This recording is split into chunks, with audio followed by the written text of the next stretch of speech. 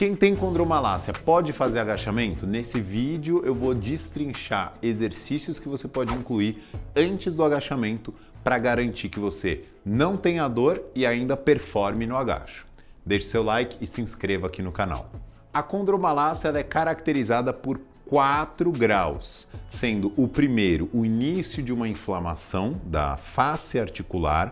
E o que seria essa face articular? A porção onde você tem cartilagem da patela e a porção onde você tem cartilagem do fêmur. Então imagina que é um formato em V, onde a patela corre nesse meio. O segundo grau da condromalácia vai ser o início de uma degradação, ou seja, a gente fala que é uma fibrilação dessa face articular, desse tecido cartilaginoso.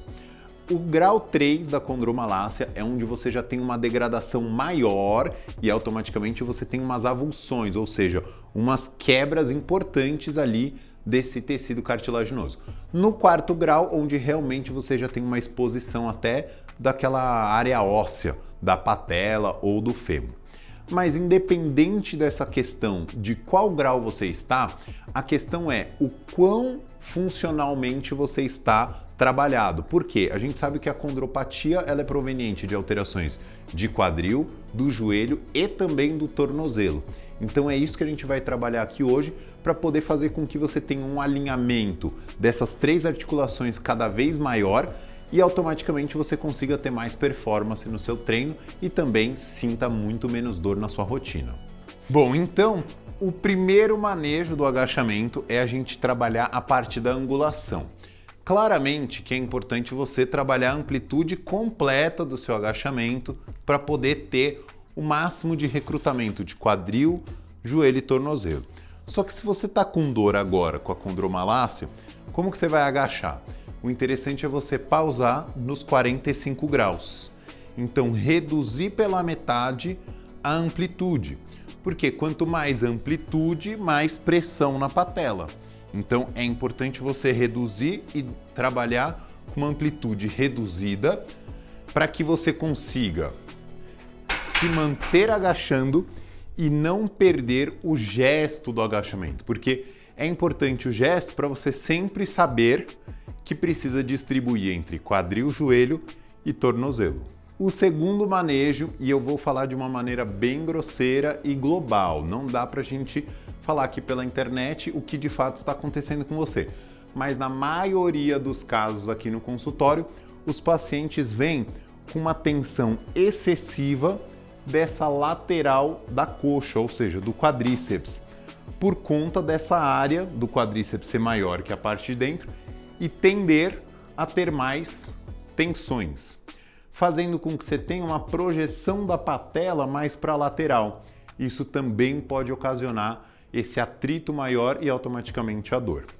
Você pode usar um rolinho de liberação e, no caso, se você não tiver, pode passar um creme hidratante e oscilar dessa maneira aqui, ó, com o cabo de vassoura para poder soltar, fazer uma autoliberação miofascial dessa lateral da coxa, permitindo que você solte essa patela e permita mais capacidade contrátil do quadríceps para poder estabilizá-lo. Pelo menos umas 3 séries de 30 segundos, oscilando de cima para baixo. Uma intensidade de dor que, sendo 10 hospital, você vai pensar que de 0 a 10 você pode sentir 5 de incômodo, porque tem que ser meio incômodo, mas não pode ser insuportável.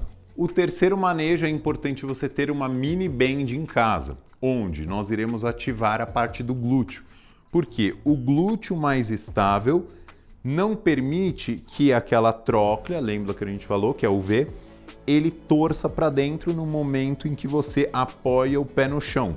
Então, para isso, você precisa fortalecer bem o glúteo. Vamos colocar a faixa lá na linha do tornozelo. E o que eu vou fazer aqui? Ó? Um semi-agachamento. E a minha perna fica como se fosse uma perna de pau.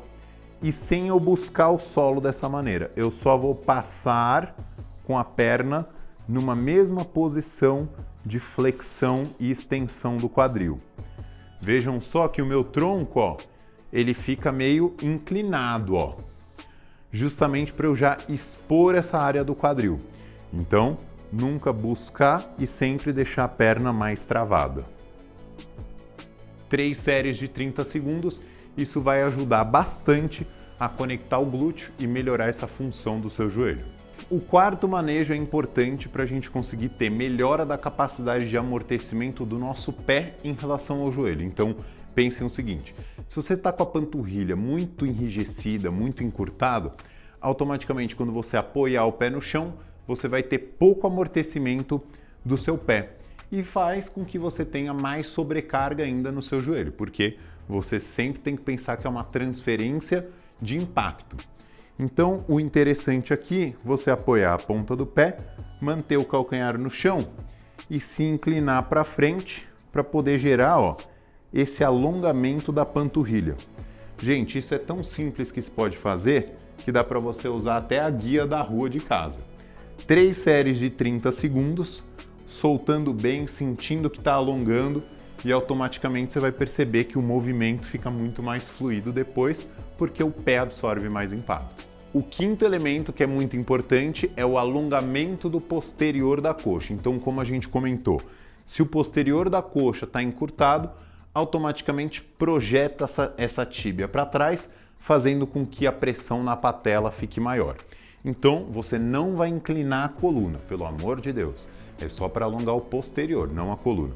Você pressiona o seu joelho para baixo e sinta aqui o alongamento acontecendo do posterior da coxa. Sempre com a pontinha do pé para cima. Também 3 séries de 30 segundos, fazendo da perna que mais incomodar da condromalácia.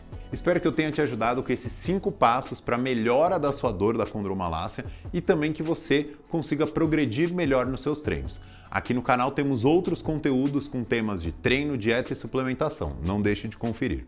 Deixe seu like, se inscreva aqui no canal e compartilhe com aquele amigo que sempre está com dor no joelho.